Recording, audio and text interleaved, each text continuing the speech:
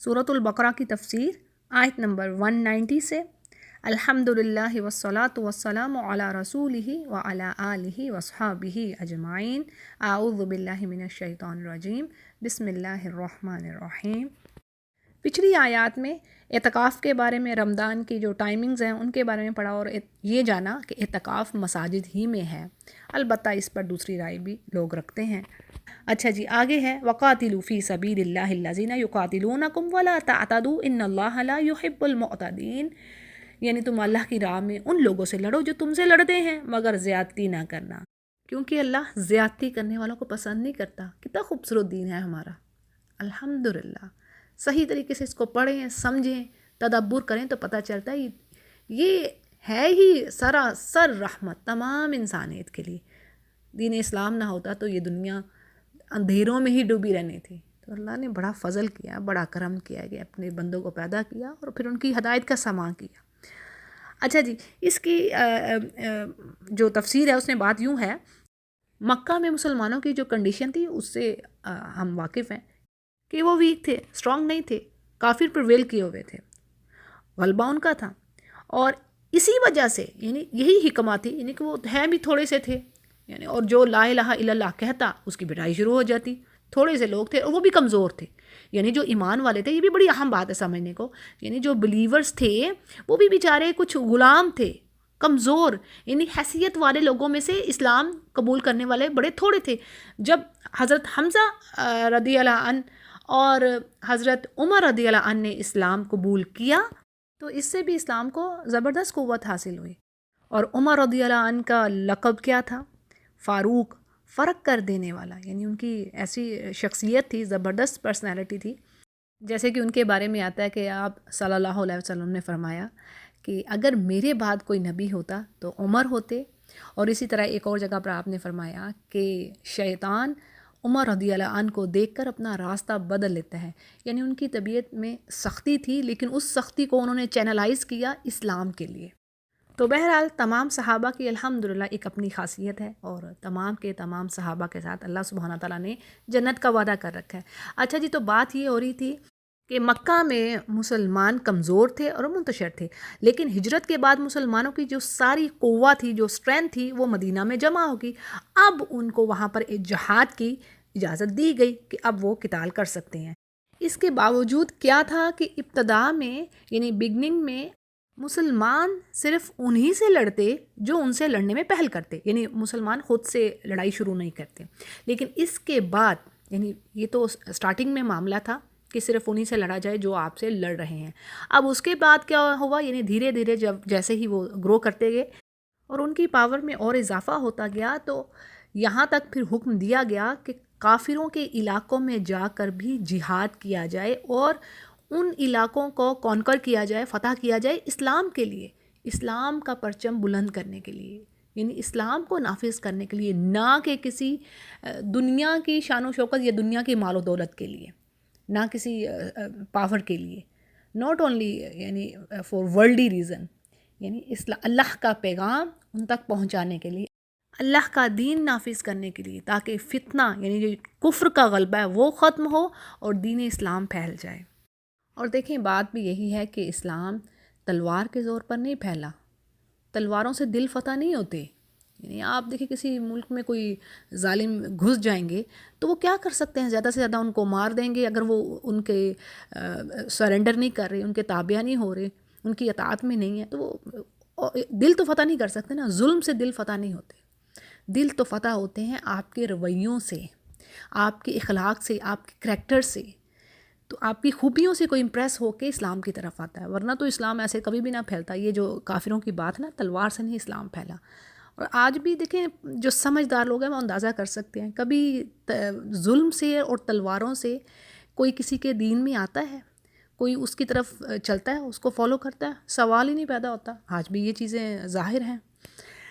तो बात यह है कि आप सल्लल्लाहु अलैहि वसल्लम ने जंग को भी इबादा बना दिया। क्या था कि आपने मना फरमा दिया अपने लश्कर को कि ख़ियानत, बदअहदी और मुसला ना करना, यानी कत्ल करने के बाद बॉडी को डैमेज ना किया जाए, उसके पार्ट्स ना काटे जाएं, और ना ही बच्चों को, औरतों को और बूढ़ों को, यानी जो कमज़ोर हैं, जो तुम पर हाथ उठा नहीं रहे, उनको नहीं मारना, ان کو قتل نہیں کرنا ہے. اور اسی طرح جو عبادت گاہوں میں درویش ہیں ان کو نہ قتل کرو. حتیٰ کہ درختوں کو جلانے اور حیوانات یعنی اینیملز کو وداؤٹ اینی ریزن کل کرنے سے بھی منع کر دیا گیا. تو آج کے دور میں کیا ایسا ہے؟ آج کے دور میں بھی جو کرنٹ سچویشن چل رہی ہے، اور اگر کچھ پاس میں بھی ہم چلے جائیں یا اس سے پیچھے بھی، تو جو ڈس بلیور جن بیسز پر وہ جنگ کرتے ہیں، وار کرتے ہیں، تو کیا ان میں یہ باتیں ہوتی ہیں؟ وہ تو کہتے ہیں ہر ایک کو کل کر دو، جو سامنے آئے اس کو مار دو. اس طرح کی باتیں آپ کو پڑھنے میں ملیں گی. اور ہمارا دین کیا کہہ رہا ہے کہ نہیں، کمزوروں کو نہیں مارنا، بوڑھوں کو نہیں، اور جو ایون تم پر ہاتھ نہیں اٹھاتا اس کو تم نہ مارو. جو تم سے لڑائی کر رہا ہے، یعنی جنگ کے دوران بھی ایسی چیز ہے کہ کچھ ایسے جو سویلینز ہیں، جو عام لوگ ہیں، اگر وہ تمہیں مار نہیں رہے تو تم ان کو نہ قتل کرو. اور ان سب تک اللہ کا پیغام پہنچاؤ، یعنی دین اسلام کے بارے میں انہیں پتہ ہونا چاہیے. ہاں، اس کے بعد پھر ان کے اوپر ہے کہ وہ اس کو لیتے ہیں یا نہیں لیتے. تو جی ان ساری باتوں کو ذہن میں رکھتے ہوئے، ٹھیک ہے، کہ کب اللہ نے اجازت دی، پہلے کیسے تھے مکہ میں، مدینہ میں آ کے ان کو قتال کی اجازت ملی، اور وہ بھی پہلے کس طرح کر رہے تھے، اپنے آپ کو صرف ڈیفینڈ کر رہے تھے. Then they started to fight for the sake of Allah, for the sake of دین. ٹھیک ہے جی. تو اب آگے بات کیا آ رہی ہے، وَقْتُلُوهُمْ حَيْثُ ثَقِفْتُمُوهُمْ وَأَخْرِجُوهُمْ مِنْ حَيْثُ أَخْرَجُوكُمْ. یعنی پچھلی آیت میں اللہ نے حکم دیا تھا کہ اللہ کی راہ میں لڑو ان سے جو تم سے لڑ رہے ہیں. اب یہاں پر کہا جا رہا ہے کہ انہیں مارو جہاں بھی تم پا رہے ہو. ٹھیک ہے، اب یہ لنکڈ ہیں آیات آپس میں. اسی لیے میں نے ایک آیت، جو پیج کی ایک آیت تھی، اس سے پیچھے ہی میں نے پچھلی ویڈیو میں اس کو ڈن کیا تھا. تو یہاں سے اب ہم شروع کریں. تو اب یہاں پر اللہ فرما رہے کہ ان کو جہاں بھی تم پاتی ہو کافروں کو تم قتل کرو. یعنی بات پھر آپ اگین کہ واضح ہو چکی ہے، پیچھے میں نے بتا دیا ہے کہ اس کی سچویشن کیا ہے. یعنی قتل کسے کرنا ہے؟ جو تم سے جو آرمی کے لوگ ہیں جو لڑائی کر رہے ہیں، اور اس کے علاوہ جو ہاتھ نہیں اٹھا رہے، جو بوڑھے ہیں، کمزور ہیں، جو درویش ہیں عبادت گاہوں میں، ان کو قتل نہیں کرنا. بلکہ آیا کہ اس حصے کا کیا مطلب ہے؟ حیثو ثقفتموہم، جہاں بھی پاؤ، یعنی تم ان کو مارو جہاں بھی پاؤ. اس کا مطلب یہ کہ ان کو قتل کرنے کی اگر تمہیں قدرت حاصل ہو جاتی، یعنی اگر تم ان پر غلبہ حاصل کر لیتے ہو، تم کانکر کرتے ہو، تو پھر جس طرح کافروں نے تمہیں مکہ سے نکالا ہے، تم بھی ان کو اسی طرح مکہ سے نکال باہر کرو. سو فتح مکہ کے بعد کیا ہوا؟ جو لوگ مسلمان نہیں ہوئے انہیں ایک ٹائم پیریڈ دیا گیا تھا، یعنی ایک ایگریمنٹ کیا گیا تھا، اور کہا گیا تھا کہ اس کے ختم ہونے کے بعد وہ وہاں سے نکل جائیں گے. ان کو نکل جانے کا حکم دے دیا گیا تھا، ان کو کچھ ٹائم دیا گیا تھا. ٹھیک ہے. تو اور فتنہ جو آگے بات آ رہی ہے، والفتنہ تو اشد من القتل، فتنہ سے مراد کفر و شرک ہے. اور اہم بات یہ ہمارے جاننے کو کہ اللہ اس کو یعنی فتنہ کو قتل سے بڑھ کر کیوں کہہ رہے ہیں کہ یہ سخت ہے. بات ہو رہی ہے نا، والفتنہ تو اشد من القتل. اور آگے جا کر بات آئے گی اگلے ہی صفوں پر سورۃ البقرہ میں کہ الفتنہ تو اکبر من القتل. اکبر زیادہ بڑا ہے، بہت بڑا ہے، قتل سے بہت بڑا ہے. قتل دیکھیں، قتل کو ذرا اس کو سمجھنے کے لیے ہم کیسے، قتل بہت بڑی چیز ہے. کسی کو قتل کر دینا، کسی کی جان لے لینا بہت بڑی بات ہے. اور آیت کا مقصد بھی یہی ہے، یعنی آیت تو کہہ رہی ہے کہ بلا شبہ انسانی خون بہانا بہت برا فعل ہے، بہت برا کام ہے. لیکن جب کوئی انسانی گروہ، یعنی کہ جب گروپ آف پیپل آپ کہہ رہے ہیں، زبردستی جو دین کا جو اللہ کا راستہ ہے، اللہ نے دنیا بنائی ہے، اپنے بندے پیدا کیے ہیں اپنی عبادت کے لیے. ٹھیک ہے نا، اللہ نے کہہ دیا نا میں نے جنوں انس کو پیدا کیا کہ تم میری عبادت کرو. اب کوئی گروہ اٹھ کر ان کو اللہ سے روک رہا ہے، ان کے خالق سے، مالک سے، جس نے ان کو بنایا، جو ان کا اصل معبود ہے، جو حق رکھتا ہے ان کی ورشپ کا. تو اب وہ لوگ جو سوسائٹی میں اپنی سوچوں کو، شیطانی سوچوں کو، فلسفوں کو، تھاٹس کو دوسروں پر مسلط کر رہے ہیں، اور خود بھی راہ حق سے رکتے ہیں، خود بھی وہ دین کی طرف نہیں آتے اور دوسروں کو بھی روکتے ہیں. ایسا ہی تھا نا مکہ میں کہ نہ تو وہ خود اسلام ایکسیپٹ کرتے تھے، نہ وہ دوسروں کو اس طرف آنے دیتے تھے. اور معاملہ اس سے بھی زیادہ سخت تھا. یعنی بات صرف یہی نہیں تھی کہ ان کو روک رہے تھے، بلکہ ان کو وہ حیوانی طاقتوں کو استعمال میں لاتے ہوئے روک رہے تھے. ان کو زبردستی ان کو فورس کیا جا رہا تھا. یعنی یہ انسان کی حیوانی خصلت ہے کہ جب سامنے والے فریق یعنی دوسری پارٹی پر اس کے جو لاجکس ہیں یا پروفس ہیں وہ واضح وہ نہیں کر پا رہا، وہ ویک ہیں، اس کے پاس دلائل نہیں ہیں، تو وہ طاقت یعنی تلوار کے زور سے پھر ان کو دبانے کی کوشش کرتا ہے۔ بات سمجھ آ رہی ہے؟ جیسے آپ کو سمپل الفاظ میں یوں بات سمجھاؤں کہ دو لوگ ہیں، ایک شخص تو اپنے پروف، اپنی جو واضح جو لاجکس ہیں، جو دلائل ہیں، وہ رکھ رہا ہے دوسرے کے سامنے کہ دیکھو یہ میں تمہیں یہ بات کہہ رہا ہوں، اس کو اس طریقے سے سمجھو، ایسا ہے ایسا ہے۔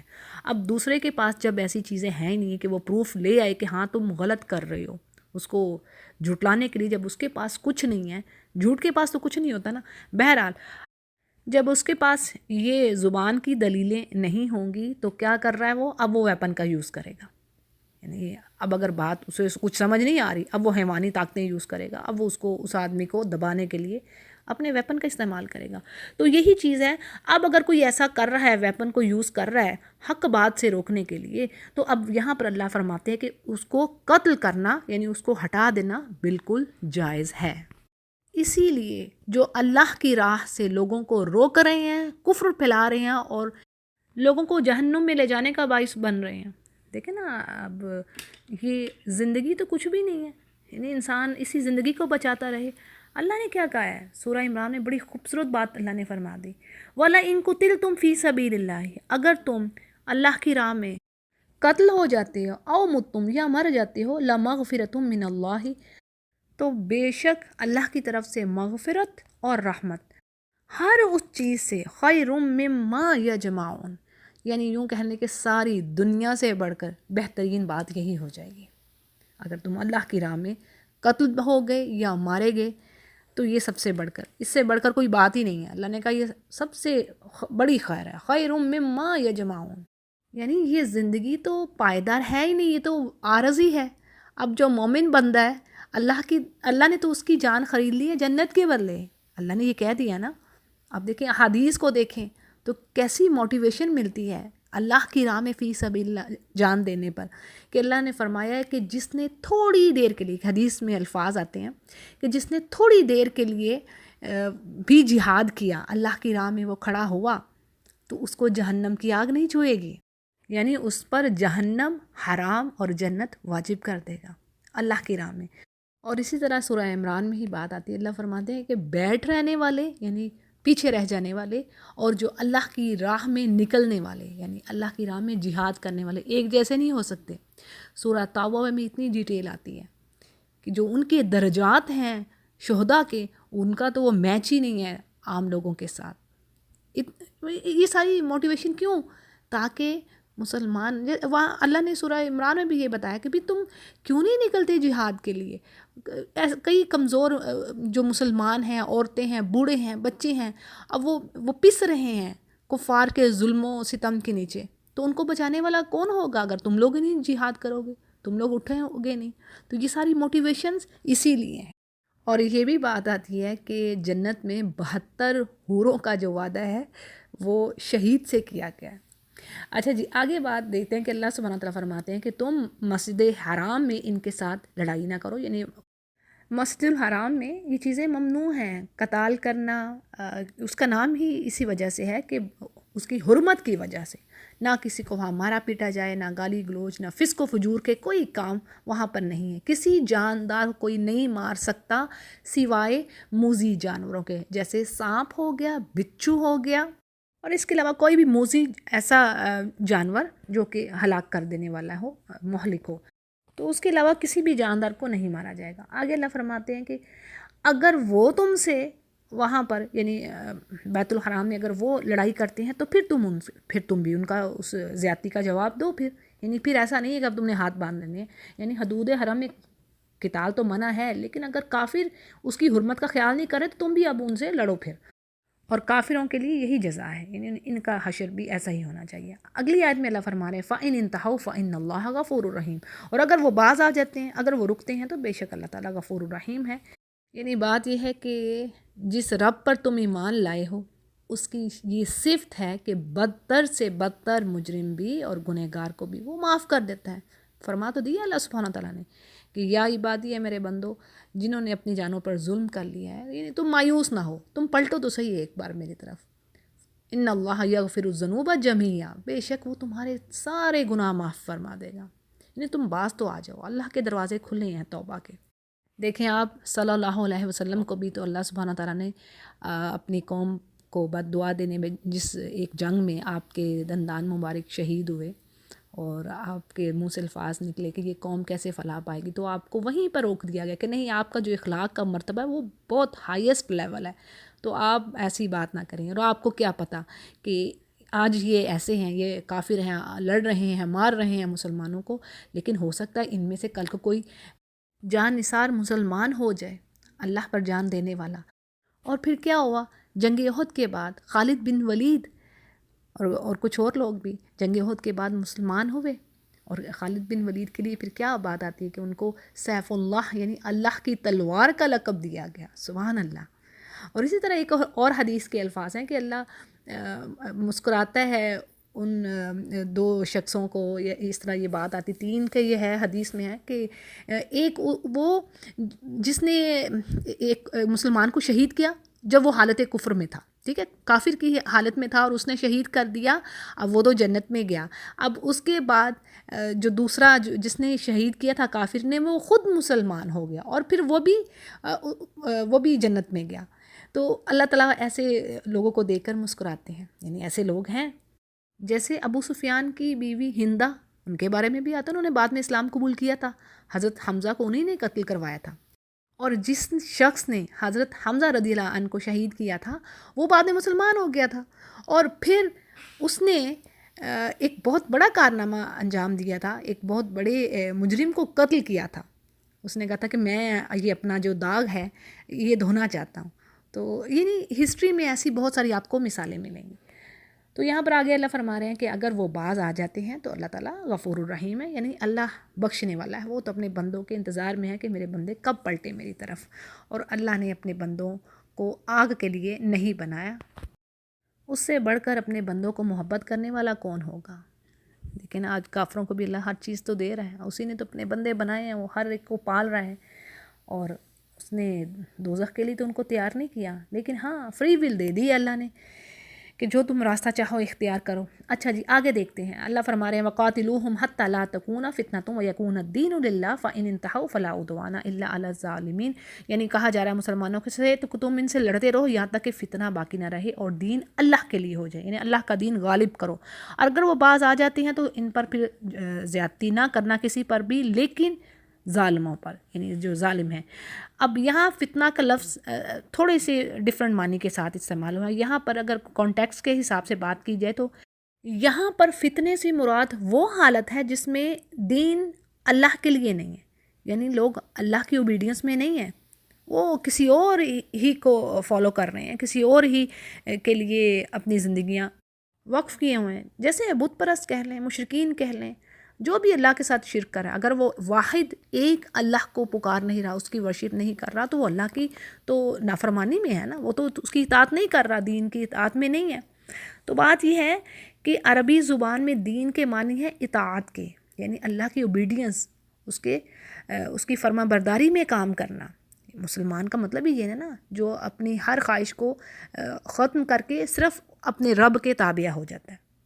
تو بات یہ ہے، یہاں پر یہ کہا جا رہا ہے کہ جہاں پر اللہ کے قانون کے مطابق لوگ زندگی بسر نہیں کر رہے، وہاں پر پتہ ہی نہیں اللہ کون ہے، بت پرستی ہو رہی ہے یا کسی بھی قسم کا شرک ہو رہا ہے، تو وہ جگہ کیا ہے؟ فتنے کی حالت میں ہے، اور یہ مسلمانوں کی ڈیوٹی ہے، یہ مشن دے کے بھیجیے گا۔ اب انبیاء نے تو آنا نہیں، ٹھیک ہے نا، ہاں امام مہدی کی جو کچھ ضعیف احادیث وہاں سے پتہ چلتا ہے، اور عیسیٰ علیہ السلام کی آمد کا وہ اوتھنٹک احادیث سے پتہ چلتا ہے، ان کے بارے میں اوتھنٹک احادیث ہیں کہ انہوں نے آنا ہے، لیکن وہ بھی ہماری ہی شریعہ یعنی جو اسلام کی شریعت ہے اس کو فالو کرنا، انہوں نے ایز اے نیو پروفٹ کے طور پر نہیں آ رہے، ٹھیک ہے۔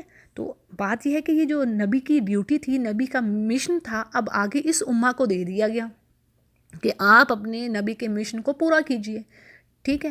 اب ظاہر امت خیرہ امہ بہت بڑا ٹائٹل ہے، یہ کیوں دیا گیا تھا؟ اسی لیے کہ بھی تمہیں اپنے لیے نہیں پیدا کیا کہ تم کھاؤ پیو زندگی گزار کے چلو جی 4 دن مزے کر کے واپس آ جاؤ، اچھا جی وہ بڑے قبر میں ہم۔ تو مقصد یہ تھا کہ تم اس دین کے لیے کام کرو، جو کام تمہارے نبی نے کیا اب اس کو پورا کرو، اس مشن کو تکمیل تمہیں اسی لیے پیدا کیا گیا۔ ہاں یہ علیحدہ بات ہے، یہ بھی بات سمجھنے کو ذہن میں رکھی کہ اللہ یہ نہیں کہہ رہا کہ بھی تم سارے کے سارے اٹھ کھڑے ہو۔ سورہ توبہ میں یہ بات آتی ہے، اللہ نے فرمایا میں نے تمہیں یہ نہیں کہا کہ تم سارے کے سارے ہی اب دعوت قرآنی میں یا تبلیغ میں لگ جاؤ، تم میں سے ایک گروہ ہونا چاہیے، وَلْتَكُنْ أُمَّةٌ، یہ تم میں سے ایک گروہ ہونا چاہیے جو خیر کی طرف بلائے اور برائی سے روکے اور تبلیغ کا کام انجام دے۔ یعنی اگر دیکھیں نا پریچ نہ ہوگی، اللہ کا میسیج نہیں جائے گا تو پھر حالت کیا ہوگی؟ کیسے لوگ اللہ کی طرف آئیں گے؟ پھر تو وہ پھر شیطان کی بات ہے وہی پوری ہوگی نا، جہنم میں لے جائے گا۔ کیونکہ دیکھیں سورہ صاد کو جب ہم پڑھتے ہیں اس کے آخری جو آیات ہیں، پڑھیے ذرا سورہ صاد کی آخری آیات پڑھنے والی ہیں۔ اس میں جب اللہ سبحانہ تعالیٰ نے آدم علیہ السلام کو بنایا تو اس نے سجدہ نہ کیا، اس نے کہا میں تو سجدہ نہیں کرنا، تو اللہ نے کہا تجھے کیا تکلیف ہوئی ہے، مطلب تو نے سجدہ نہیں کیا جس چیز کو میں نے اپنے دونوں ہاتھوں سے بنایا، تو کیا چکر ہے کہ تو اپنے آپ کو بڑا اعلیٰ سمجھتا ہے؟ تو اس نے کہا ہاں، تو اے رب تو نے تو مجھے بنایا آگ سے، اب آدم علیہ السلام کو بنایا مٹی سے، تو میں تو اس سے بہتر ہوں۔ وہیں پہ فوراً ہی بات آتی ہے فخرج، فا کا ورڈ آتا ہے کہ فوراً اللہ نے کہا دفع ہو جا، نکل جا یہاں سے، فخرج منہا، تیرے اوپر میری لعنت ہے۔ تو پھر اس نے کہا اچھا اللہ اب تو مجھے تھوڑی سی مہلت دے، کیونکہ سورۃ الاسراء میں بھی یہ بات آتی ہے۔ اس نے کہا اللہ یہ آدم کی وجہ سے تو نے مجھے ذلیل کر دیا ہے، میری یہ تو عزت نہیں رہی، آنر نہیں رہا، اب تو میں اس کو نہیں چھوڑوں گا اور نہ اس کی اولاد کو چھوڑوں گا، اب تو مجھے مہلت دے دے، ٹائم دے دے۔ تو اللہ نے کہا ٹھیک ہے جا، تو جو کر سکتا ہے کر لے۔ اور پھر اللہ نے کہا اگر یہ بات سچ ہے، اس نے کہا میں تیرے بندوں کو بہکاؤں گا، لیکن تیرے جو سچے بندے ہیں ان کو نہیں میں کچھ کر سکتا، ان پر میرا داؤ نہیں چلے گا۔ تو بات یہ کہ اللہ نے فرمایا کہ میں بھر دوں گا، بھائی جہنم میں بھر دوں گا تجھ سے اور جو تجھے فالو کرنے والے ہیں۔ تو یہ بھی بات قرآن میں آتی ہے کہ کثیر تعداد فاسقوں کی ہوگی، اور جو شیطان کی بات ہے وہ بھی پوری ہوگی، اس نے لے جانا ہے، ڈھیر لوگوں کو جہنم میں لے کے جانے والا ہے۔ تو بات یہ ہے کہ یہ جو فتنہ ہے یہ کفر و شرک ہے۔ فتنہ کیا ہے؟ کفر و شرک۔ تو اس کو ختم کرنے کے لیے اللہ سبحانہ تعالیٰ ایمان والوں کو جہاد کی اجازت دیتے ہیں، لیکن جہاد کی ہم نے جو شرائط ہے، کنڈیشنز ہیں، وہ ہم نے پڑھ لی ہیں، ٹھیک ہے نا۔ مقصد کیا ہے؟ آپ کا پاور گین کرنا نہیں ہے، دنیا کا مال اکٹھا کرنا نہیں ہے، مقصد ہے only for the sake of Allah, for the sake of دین آف اللہ، ٹھیک ہے، اللہ کے دین کو نافذ کرنا ہے، ٹھیک ہے جی، یہ ہے مقصد۔ اور یہ مقصد وہ انہی کا ہی ہوتا ہے جو اللہ کے بندے ہوتے ہیں، وہ جو خود صحیح مسلمان نہیں ہوتے تو انہوں نے کیا کرنا ہے۔ لیکن ساتھ ساتھ آپ یہ دیکھ لیں کہ جہاں پر اینڈنگ ہو رہی ہے اللہ کیا فرما رہے ہیں، دیکھو کہ اگر یعنی ایک تو تم نے ظلم و زیادتی نہیں کرنی، ٹھیک ہے، جو چیزیں اوپر میں نے آپ کو بتا دی لسٹ میں، اور دوسرا یہ ہے کہ دیکھو جو اگر رک جاتا ہے، باز آ جاتا ہے، تو اب تم اس پر تم بھی زیادتی نہ کرو، فَإِنِ انتہوا فَلَا عُدْوَانَ إِلَّا عَلَى الظَّالِمِينَ۔ اب اس میں کیا بات آ رہی ہے، یعنی کہ اب زیادتی نہ کسی پر کرنا اگر وہ باز آ گئے ہیں، لیکن جو ظالم لوگ ہیں، اب اس سے کیا مطلب ہے، یعنی اس میں یہ بات آ رہی کہ وہ لوگ جو کہ جنہوں نے اپنے جو پاور کا دور تھا اس دور میں اللہ کے دین کو روکنے کے لیے ظلم و ستم کی حدیں پار کی۔ دیکھیں جیسے جب ہم فتح مکہ کے بارے میں اگر دیکھتے ہیں نا، تو اس میں کیا تھا کہ آپ صلی اللہ علیہ وسلم نے عام معافی کر دی تھی، سب کے لیے معافی، یعنی سب کو معاف کر دیا تھا۔ آپ جیسے ہی انٹر ہوئے تھے تو آپ نے ایک تو مطلب ماشاءاللہ لمبی سٹوری ہے کہ کس طرح آپ کا سر کجاوے کے ساتھ آپ جھکے ہوئے سجدہ کی حالت میں، اب جیسے آپ اپنی اونٹنی پر داخل ہوئے، اور کیا تھا کہ آپ نے معافی کا اعلان کر دیا تھا، سب کو معاف کر دیا تھا، لیکن کچھ بدترین دشمن تھے جن کے لیے معافی کا اعلان نہیں تھا، جن کو قتل کرنے کا کہا گیا تھا کہ ان کو قتل کرنا ہے۔ تو یہاں پر وہی بات آ رہی ہے کہ عام لوگوں کو معاف کر دیا جائے، ٹھیک ہے، لیکن جنہوں نے اس راہ سے روکنے کے لیے لوگوں پر بہت زیادہ ظلم و ستم کیے ہیں، اور ان کے کرائم کی جو لسٹ ہے وہ بہت زیادہ لمبی ہو اور بلیک ہو، تو ان کو سزا دینا بالکل جائز ہے، اور اس اجازت سے خود نبی کریم صلی اللہ علیہ وسلم نے فائدہ اٹھایا، جیسے میں نے آپ کو بتا دیا۔ اچھا جی، اگلی آیت کو دیکھتے ہیں۔ الشہر الحرام بالشہر الحرام والحرمات قصاص فمن اعتدى علیکم فاعتدوا علیہ بمثل ما اعتدى علیکم واتقوا اللہ واعلموا ان اللہ مع المتقین۔ اب کیا بات آ رہی ہے کہ حرمت والے مہینے حرمت والے مہینوں کے بدلے ہیں، اور تمام حرمتوں کا لحاظ برابری کے ساتھ کرنا ہوگا، اور جو تم پر زیادتی کرے، ہاتھ اٹھائے، تو تم بھی اسی طرح اس پر ہاتھ اٹھاؤ۔ ہاں یہ بات ذہن میں رہے، اللہ سے ڈرتے رہو، اور وَعْلَمُوا جان لو کہ اللہ متقین کے ساتھ ہے، احسان کرنے والوں کے ساتھ ہے، پرہیزگاروں کے ساتھ، اللہ کا جو خوف رکھتے ہیں۔ اب یہاں پر بات کیا آ رہی ہے، اس کے تھوڑے سے پیچھے سے ہسٹری کو دیکھتے ہیں کہ اہل عرب میں ابراہیم علیہ السلام کے وقت سے یہ بات چلتی آ رہی تھی کہ 4 مہینے حرمت والے تھے نا، یہ تو سورۃ توبہ میں بھی آپ کو بات ملتی ہے، ذی القعدہ، ذی الحجہ، محرم اور رجب، یہ حرمت والے مہینے تھے۔ اب ان کی حرمت کا مطلب کیا تھا کہ ان 4 مہینوں میں جنگ و قتال، لڑائی جھگڑا، غارت گری، یہ سب ممنوع تھا، یعنی ان 4 مہینوں میں ہر طرف امن و امان ہوتا۔ یہاں تک یہ بھی بات آتی ہے کہ اگر کوئی شخص اپنے باپ کے قاتل کو بھی دیکھ لیتا تو وہ اس مہینے میں وہ اس کو قتل نہ کرتا، یعنی حرمت والے مہینوں میں وہ اپنا بدلہ ڈیلے کرتا، ٹھیک ہے، یہ یعنی وہ ان مہینوں کی حرمت کا خیال کرتے، تعظیم کرتے، ان کی عظمت کا خیال کرتے۔ یہ زمانے جاہلیت کی بات ہو رہی ہے، تو اب دیکھیں اس کے بعد تو پھر مسلمانوں کو اس سے بھی زیادہ کرنے کا بنتا ہے۔ لیکن اب کہاں یہ جا رہا ہے کہ اگر کافر ان مہینوں کی حرمت کا خیال نہیں کر رہے، یعنی اس میں وہ اپنے لڑائی جھگڑے سے باز نہیں آ رہے، تو تم بھی اگر وہ ایسا کریں، تم سے لڑائی جھگڑا کریں، تو تم بھی ان مہینوں میں ان کی لڑائی کا جواب دو، ان سے بدلہ لینے کے تم بھی مجاز ہو، یعنی تمہیں اس چیز کی اجازت دے دی گئی ہے۔ اور اس آیت کے نزول کے ساتھ ایک واقعہ بھی جڑا ہے، جیسے سن 6 ہجری میں رسول کریم صلی اللہ علیہ وسلم 1400 صحابہ کو ساتھ لے کر عمرہ کے لیے گئے تھے، لیکن کافروں نے انہیں مکہ نہیں جانے دیا اور یہ طے پایا، یعنی ان کو روک دیا وہیں پر، وہ عمرہ کے لیے گئے تھے لیکن روک دیا گیا، اور ایگریمنٹ کیا کیا کہ آئندہ سال مسلمان 3 دن کے لیے عمرہ کرنے کی غرض سے آئیں گے، یعنی نیکسٹ ایئر وہ آئیں گے۔ یہ ذوالقعدہ کا مہینہ تھا، اور حرمت والے مہینوں میں سے یہ ایک مہینہ ہے۔ جب دوسرے سال مسلمان حسب جو ان کا ایگریمنٹ تھا اس کے مطابق جب وہ اس مہینے میں عمرہ کے لیے جانے لگے تو اللہ نے یہ آیات نازل فرما دی، مطلب یہ کہ اس دفعہ بھی اگر، یعنی اللہ نے فرمایا کہ اگر کافر اس مہینے کی حرمت کا خیال نہ کریں اور تمہیں مکہ جانے سے روکیں تو تم بھی اس مہینے کی حرمت کا خیال نہ کرنا اور ان کا بھرپور مقابلہ کرنا۔ یعنی بات یہ ہے کہ اگر انہوں نے ان حرمت والے مہینوں کی حرمت کو چھوڑا اور تم پر زیادتی کی، یعنی تم پر زیادتی کر رہے ہیں، تو پھر ٹھیک ہے، تم بھی ان کی زیادتی کا بھرپور ان کو پورا بدلہ دو اور ان کو عبرتناک سبق سکھاؤ۔ ابن کثیر اس کو روایت کر رہے ہیں، تو یہ بھی ایک واقعہ جو ہے اس کے ساتھ نتھی ہے۔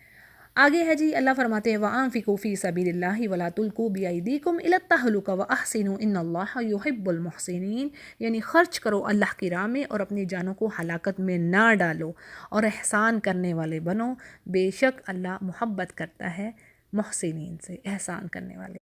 اس آیت کی وضاحت میں بات یہ ہے کہ بعض مفسرین نے اس سے، یعنی جہاں پر جو بات آ رہی نا وَلَا تُلْقُوا بِأَيْدِيكُمْ إِلَى التَّهْلُكَةِ، اپنے جانوں کو، یعنی اپنے ہاتھوں سے اپنی جانوں کو ہلاکت میں نہ ڈالو، تو اس سے بات یہ آ رہی ہے، وہ کہتے ہیں کہ اللہ کی راہ میں خرچ کرنا چھوڑ دینا، یا بعض نے یہ لیا ہے اس بات سے کہ جہاد کرنا چھوڑ دینا، اور بعض نے کہا ہے گناہ پر گناہ کیے جانا، 3 چیزیں ہو گئی ہیں، ٹھیک ہے نا۔ یعنی اگر اللہ کی راہ میں کوئی خرچ نہیں کر رہا، یا اللہ کی راہ میں جہاد نہیں کر رہا، یا پھر گناہ پر گناہ کر رہا ہے، تو یہ باتیں یہ باتیں اس سے واضح ہو رہی کہ یہ کام نہ کیے جائیں۔ اور یہ ساری ہی صورتیں ہلاکت کی ہیں، جہاد چھوڑ دینا یا جہاد میں اپنا مال خرچ نہ کرنا، اللہ کے دین کو قائم کرنے کے لیے کوئی سعی کرنا، جد و جہد کرنا، مالی طور پر، فزیکلی، یعنی آپ مال خرچ کریں یا جسمانی طور پر کوئی کام کر رہی ہیں اللہ کے دین کے لیے، یا جو کچھ اس نے معاشرے میں کہہ رکھا ہے، جو اصول اللہ نے فرما دیے ہیں کہ معاشرے میں اس طریقے سے ایک دوسرے کے ساتھ احسار و قربانی کے ساتھ چلو، قطع رحمی نہ ہو، اور غریبوں محتاجوں پر خرچ کیا جائے، جو عام جو لوگ ہیں، سویلین ہیں، ہر کسی کو تو نہیں اللہ کہہ رہا کہ تم جہاد کے لیے نکل چلو، یعنی قتال کے لیے، لیکن وہی اللہ فرماتے ہیں کہ تم میں سے ایک گروہ ہونا چاہیے، تو جو عام لوگ ہیں ان کو بھی اللہ کی فرمانبرداری میں رہنا چاہیے، جو احکامات ہیں ان پر عمل کرنا چاہیے، اور یہ جو مال ہے اس کو اتنا عزیز نہیں رکھنا چاہیے کہ وہ اللہ کی دین کی سربلندی کے لیے، اب دیکھیں جو پریچ کر رہی ہوتی ہیں عام یہ جو جماعتیں ہیں، آپ اپنے کنٹری میں دیکھیں تو وہ جو تبلیغ کر رہی ہیں وہ بھی تو اللہ کے دین کو پھیلا رہے ہیں نا، تو اس میں ان کو دیجئے پیسہ، خرچ کیجئے، وہ صدقہ جاریہ ہے، اس میں پیسہ لگانا چاہیے. ٹھیک ہے، ہاں اللہ سبحانہ تعالیٰ نے یہ بات فرما دی ہے کہ اگر کسی کے رشتہ دار ہیں، اگر آپ کا مال آپ کی ضروریات سے بڑھ کر ہے، آپ نے اپنے بیوی بچوں پر خرچ کر دیا، ماں باپ پر خرچ کر دیا، اب اس سے بڑھ کر ہے، تو اپنے آپ کے ریلیٹیوز کا پہلے حق بن رہا ہے. اگر وہ نیڈی ہیں ان کا پہلا حق ہے. اب جب آپ نے ان کو بھی دے دیا کر دیا تو اس کے بعد پھر بھی مال بچتا ہے تو اللہ کی راہ میں اب ضرور جانا چاہیے.